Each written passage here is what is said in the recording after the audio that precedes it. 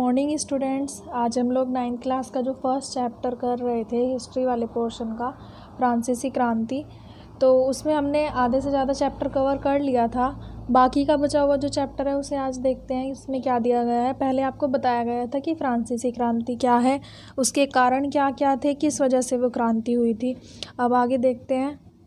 Next इसमें दिया गया है कि जो क्रांति थी उसकी शुरुआत कैसे कैसे हुई थी। ठीक है, तो इसकी जो महत्वपूर्ण घटनाएं हैं क्रांति शुरुआत होने की, उसमें फर्स्ट है एस्टेट्स जनरल की बैठक। यानी कि जो एस्टेट्स थे वहाँ के तीनों, कौन कौन से, कुलीन वर्ग, सामान्य वर्ग और जो पादरी वर्ग वाला था वो, तो उनकी बैठक कराई गई राजा ने कि भाई इतना सब कुछ हो चुका है और देश में क्रांति छिड़ चुकी है, तो अब इसको क्या किया जाए, इसके लिए चलो एक बीच का सॉल्यूशन निकालते हैं। तो इसमें नए करों के प्रस्तावों की स्वीकृति के लिए सम्राट लुईस 16वां ने स्टेट्स जनरल की बैठक की। यानी कि नए कर लगाए जाएं फिर से, जिससे कि देश संभल सके, ये सब चीज़ें। तो उसके जो महल था वर्साई का, उसी में 5 मई 1789 को ये बैठक हुई थी। और इसमें क्या था कि दूसरे एस्टेट के 300 तथा तृतीय एस्टेट के 600 प्रतिनिधि सम्मिलित हुए थे। और तीसरे एस्टेट के प्रतिनिधियों में समृद्ध और शिक्षित वर्ग के सदस्य भी थे, लेकिन उसमें किसानों, कारीगरों और स्त्रियों को सभा में प्रवेश नहीं करने दिया गया था। यानी कि उनको काफ़ी इंसल्टेड फील हुआ था।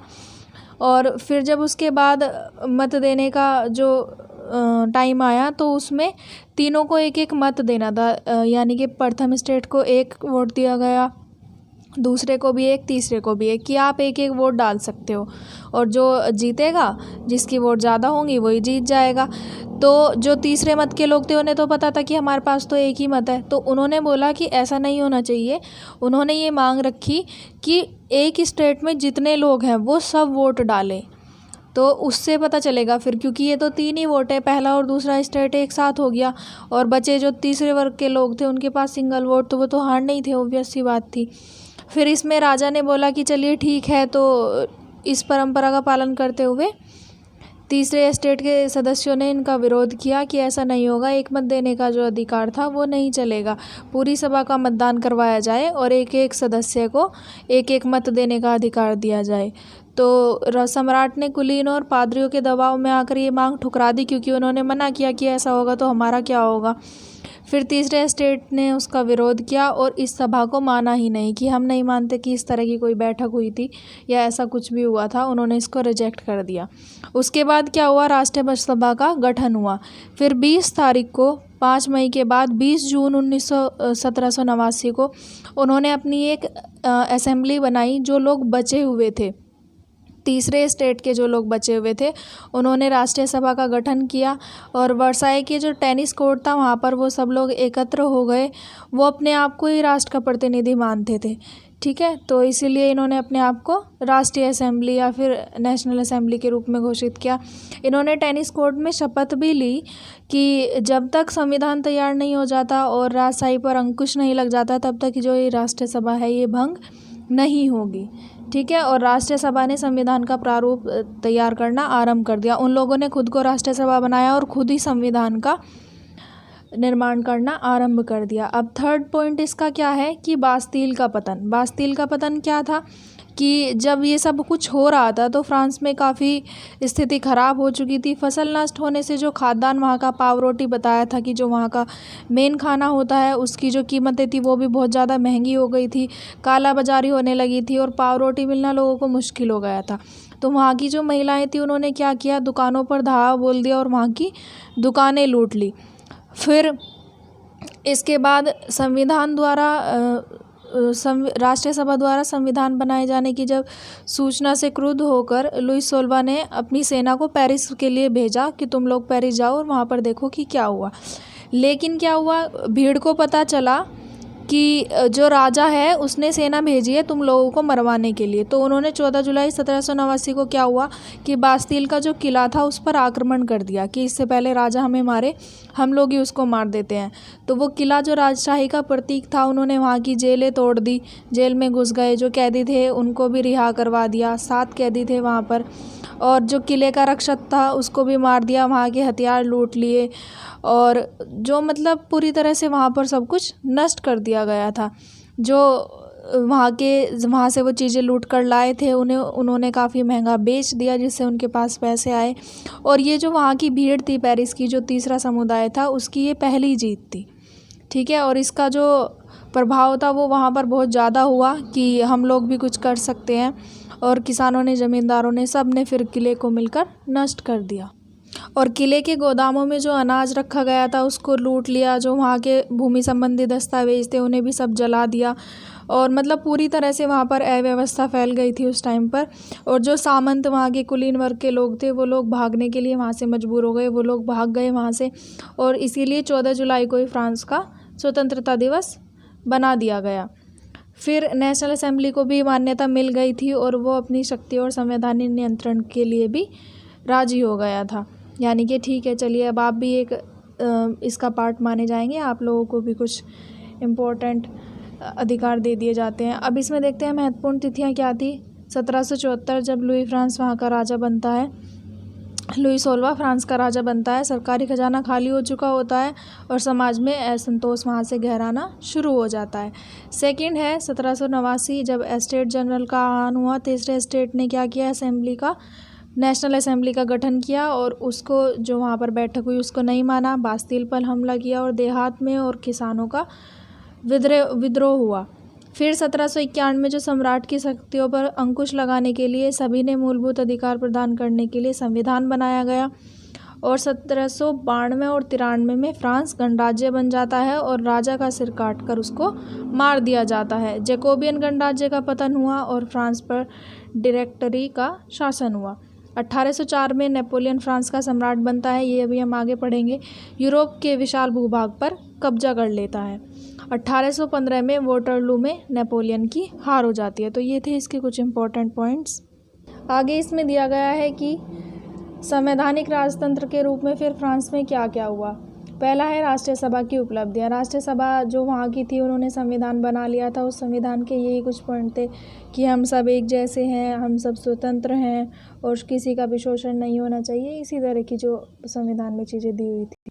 इसके बाद इसमें दिया हुआ है फ्रांस में राजतंत्र का उन्मूलन और गणतंत्र की स्थापना। जब वहाँ पर संविधान बना लिया गया, उसको स्वीकार कर लिया गया, तो राजा वहाँ पर चाहता था कि पुनः मेरा शासन हो जाए। तो इसलिए उसने क्या किया कि प्रजा के राजा से गुप्त संपर्क किए। वह प्रजा की सहायता प्राप्त कर अपनी खोई हुई शक्ति वापस पाना चाहता था। और यूरोप के अन्य निरंकुश शासक भी ये चाहते थे कि जैसा वहाँ पर हुआ है ऐसा ये ना हो कि हमारे यहाँ पर हो जाए, हमारे यहाँ की जनता भी विरोध कर दे और हम लोगों को भी अपना शासन खोना पड़े। तो इसलिए वो भी उसकी हेल्प करने के लिए तैयार हो गए। फिर क्रांतिकारी भी इन घटनाओं पर नज़र रखे हुए थे कि राजा क्या करना चाह रहा है, क्या चल रहा है। क्रांतिकारियों को सब मालूम था।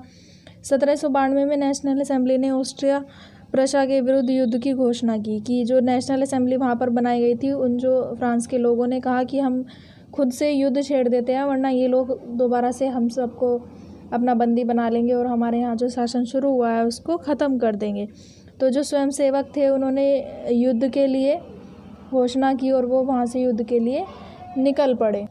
इसको कहा गया कि ये जो जंग है ये कुलीनों के विरुद्ध है।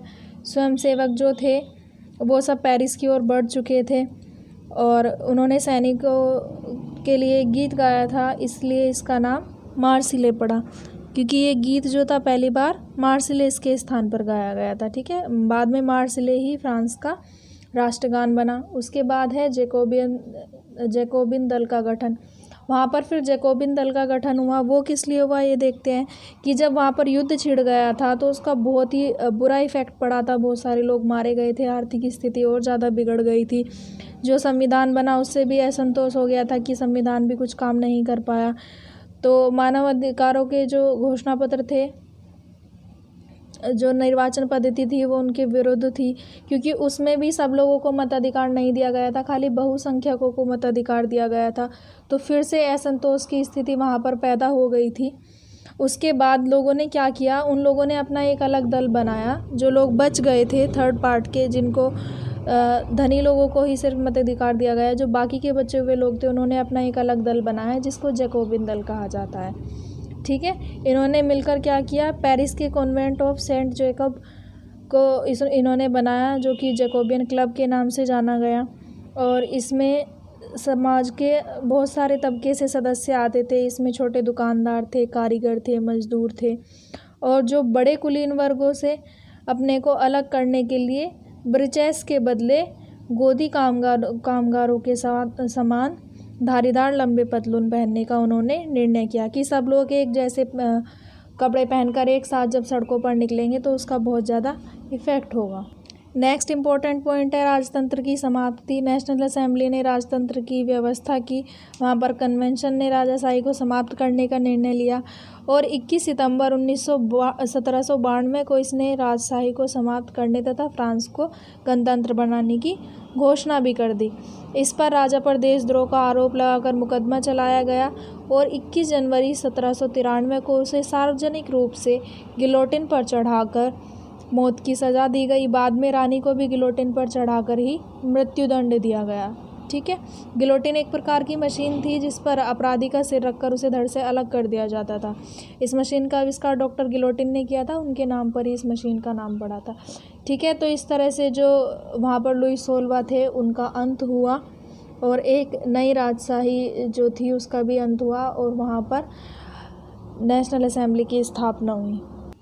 इसमें एक पॉइंट ये भी दिया हुआ है कि क्या महिलाओं के लिए भी क्रांति हुई थी, तो हाँ, इसका आंसर है यस। महिलाओं ने भी वहाँ पर बढ़ चढ़कर हिस्सा लिया था। जो भी क्रांति हुई थी उन्होंने ही रानी के पास जाकर टुलेरिया महल में रहने को बाध्य किया था और उन लोगों ने वहाँ पर जो महिलाएं थी वो भी खुद से आगे बढ़ी, अपने अधिकारों के लिए आगे बढ़ी और महिलाओं ने भी अपने क्लब वहाँ पर स्थापित किए और वहाँ पर महिलाओं ने करीब 60 क्लब स्थापित किए थे, 60। इनमें जो सबसे ज़्यादा फेमस था वो था the society of revolutionary and Republican women. Okay, next इसमें दिया गया है दास प्रथा का उन्मूलन। वहाँ पर जो दास प्रथा चली आ रही थी उसका उन्मूलन किया गया, जो सामाजिक सुधारों में से एक था। वहाँ पर क्या किया जाता था कि यूरोप, अफ्रीका और अमेरिका के बीच एक त्रिकोणीय दास प्रथा थी। यानी कि वो लोग क्या करते थे, जो फ्रांसीसी सौदागर थे वो अफ्रीका के तट पर जहाज़ ले जाते थे और वहाँ स्थानीय सरदारों से दास खरीदते थे। उन दासों को दागकर एवं हथकड़ियाँ डालकर, दागकर मतलब आग से उनके ऊपर एक गर्म किसी चीज़ से उनके ऊपर निशान लगा दिया जाता था कि अब ये दास हो गए हैं, उनकी बॉडी को जलाकर कहीं से भी, और उनके हाथों में हथकड़ियाँ डालकर अटलांटिक महासागर के पार कैरेबियाई देशों तक 3 माह की लंबी समुद्री यात्रा के लिए जहाज़ों में ठूस दिया जाता था। वहाँ उन्हें बागानों और मालिकों को बेच दिया जाता था। दास श्रम के बल पर यूरोपीय बाज़ारों में चीनी, कॉफ़ी एवं नील की बढ़ती मांग को पूरा करना संभव हुआ। यानी कि वहाँ पर इतने लोग नहीं थे कि जो वहाँ पर काम कर सके, तो उन्होंने बाहर के देशों से दास लाने शुरू कर दिए थे और इसके कारण ही वहाँ पर जो व्यापार कार्य था वो तो हुआ, लेकिन एक दास प्रथा जो थी वो वहाँ पर शुरू हो गई। फिर 18वीं सदी में फ्रांस में दास प्रथा की ज़्यादा निंदा हुई। नेशनल असेंबली में लंबी बहस हुई कि व्यक्ति के मूल अधिकार उपनिवेशों में रहने वाली प्रजा सहित समस्त फ्रांसीसी प्रजा को प्रदान किए जाएं या नहीं। इसके बाद वहाँ पर दास प्रथा को ख़त्म किया गया कि भाई ये गलत है। और फिर वो क्रांति जब हो गई, उसके परिणाम क्या क्या हुए फ्रांस की क्रांति के देखते हैं। जो राजतंत्र था वहाँ पर लुई 16वां था, उसकी समाप्ति हुई। सेकंड है सामंती या पुरातन व्यवस्था जो चली आ रही थी वो ख़त्म की गई। सबको एक जैसे अधिकार दिए गए, चाहे वो किसान हो चाहे वो माली हो, उनका जो शोषण था वो समाप्त हो गया। नेक्स्ट है राष्ट्रीयता की भावना का उदय। लोगों में राष्ट्रीयता की भावना का उदय हुआ। उसके बाद दिया हुआ है 4th पॉइंट प्रशासनिक एक रूपता। यानी कि प्रशासन जो था वहाँ पर उसमें एक रूपता आई। ये नहीं था कि जो वहाँ का शासन है वो जैसे चाहे वैसे कर लगा दे, उसमें लोगों को भी शामिल किया गया। ठीक है, फिर है नागरिक स्वतंत्रता की स्थापना। लोगों की जो स्वतंत्रता दी गई, राजनीतिक चेतना का विकास। लोगों में राजनीतिक चेतना जागी कि ये जो राज्य में जो भी कुछ हो रहा है, we are also part of that, तो हम लोगों को उसके बारे में पता होना चाहिए। उसके बाद है धार्मिक स्वतंत्रता। वहाँ पर धार्मिक स्वतंत्रता भी दी गई कि लोगों को अपनी मर्ज़ी से अपना धर्म चुनने का अधिकार है, वो जौन सा धर्म चाहे उसको मान सकते हैं। ये नहीं है कि जिस धर्म को राजा मानता है उसी को सब लोगों को मानना पड़ेगा। ठीक है, फिर है व्यक्ति का महत्व बढ़ना। वहाँ पर हर एक पर्सन का महत्व लोगों को समझ में आया कि हम सब लोग इम्पोर्टेंट है। ऐसा नहीं है कि only the king is important, all of us are important. Next point दिया गया है स्वतंत्रता, समानता और बंधुत्व की भावना का वहाँ पर उदय हुआ। यानी कि लोगों को स्वतंत्रता मिली, उनको एक जैसे अधिकार मिले, बंधुत्व की भावना यानी कि एक दूसरे से उन लोगों को आपसी एक कनेक्शन उनका जुड़ गया। नेक्स्ट है नया राष्ट्रीय कैलेंडर वहाँ पर बनाया गया जिसको 22 सितंबर 1792 से लागू किया गया। उसके बाद है समाजवाद का आरंभ, यानी कि वहाँ पर बहुत सारे समाज में सुधार आए और जो अमीर गरीब का भेदभाव था उसको मिटाया गया और सभी पदार्थों के मूल्य वहाँ पर फिर निर्धारित किए गए। ये नहीं थे कि जो जितना चाहे उतना उसके लिए ले ले। मीटरी प्रणाली वहाँ पर चालू की गई, नाप तोल के बाद ही वहाँ पर सब कुछ दिया जाने लगा, दशमलव पद्धति पर आधारित होती है। ठीक है। शैक्षणिक व्यवस्था में परिवर्तन, शैक्षणिक व्यवस्था पर चर्च का ही अधिकार था, खाली पादरी लोग ही शिक्षा देने का काम करते थे और वो उच्च वर्ग के लोगों को दिए जाते थे। तो ये सब भी वहाँ पर चेंज हो चुका था। उसके बाद है वाणिज्य व्यापार की वृद्धि, जो सामंती प्रतिबंधों और गिल्ड प्रथा के कारण व्यापार वाणिज्य का विकास नहीं हो पा रहा था। सामंती प्रथा समाप्त हो गई और व्यापारियों पर जो प्रतिबंध लगे थे वो भी समाप्त हो गए। तो इससे व्यापारियों में बहुत ज़्यादा सुविधाएं दी गई और व्यापारियों में अपने व्यापार को बढ़ाने की संपन्नता भी बढ़ी। इससे फ्रांस की जो आर्थिक स्थिति थी वो भी सुधर गई थी। नेक्स्ट है नेपोलियन का कानून संग्रह, जिसको नेपोलियन कोड कहा गया। क्रांति के बाद जब सत्ता नेपोलियन के हाथों में आई, नेपोलियन एक पर्सन था जो वहाँ पर आया, 1804 में वहाँ का राजा बना। लेकिन लोगों को लगा कि हाँ ठीक है, ये नेपोलियन हमारा राजा बना है, अभी हमारे लिए कुछ करेगा। वो करता तो ठीक था, लेकिन आफ्टर अ टाइम वो बहुत ज़्यादा मतलब निरंकुश राजा जिसको आप कह सकते हैं वो बन गया था और वो सिर्फ अपने ही लिए जो उसका मन करता था वो भी वैसा ही हो गया था कि उसका जो मन में आए वो वहाँ पर वो कर सकता था। उसमें भी जनता को सुनने के लिए इतना कुछ खास प्रावधान किया नहीं था। ठीक है। उसके बाद है फ्रांस की क्रांति का अन्य देशों पर क्या प्रभाव पड़ा। इसमें देखेंगे हम बहुत सारे लोगों पर, in fact all over the world France की क्रांति का प्रभाव पड़ा था। सभी जगह राष्ट्रीयता का उदय हुआ था, लोगों के अंदर एक स्वतंत्रता की भावना का विकास हुआ था। और भारत पर इसका क्या प्रभाव पड़ा था, it is important, so let's read it. France की क्रांति से भारत भी अछूता नहीं रहा। इससे प्रेरणा लेकर मैसूर के शासक टीपू सुल्तान ने भारत से अंग्रेज़ों की सत्ता समाप्त करने का प्रयास किया। यानी कि इंडिया में भी जो एक फ्रीडम फाइट हुई थी, फ्रीडम फाइट, तो उसका भी कहीं ना कहीं कनेक्शन फ्रांस की क्रांति से था कि जब लोगों ने देखा कि वहाँ पर इस तरह से क्रांति हो रही है, उन लोगों को स्वतंत्रता मिली है, तो हम भी ऐसा कर सकते हैं। महान समाज सुधारक जिनका नाम राजा राम मोहन राय था, उनका मतलब उन पर काफ़ी गहरा प्रभाव पड़ा इस क्रांति का। फिर उन्होंने यहाँ पर भी जो दास प्रथा थी, सती प्रथा थी, इन सब का, बाल विवाह प्रथा थी, इन सब का अंत किया।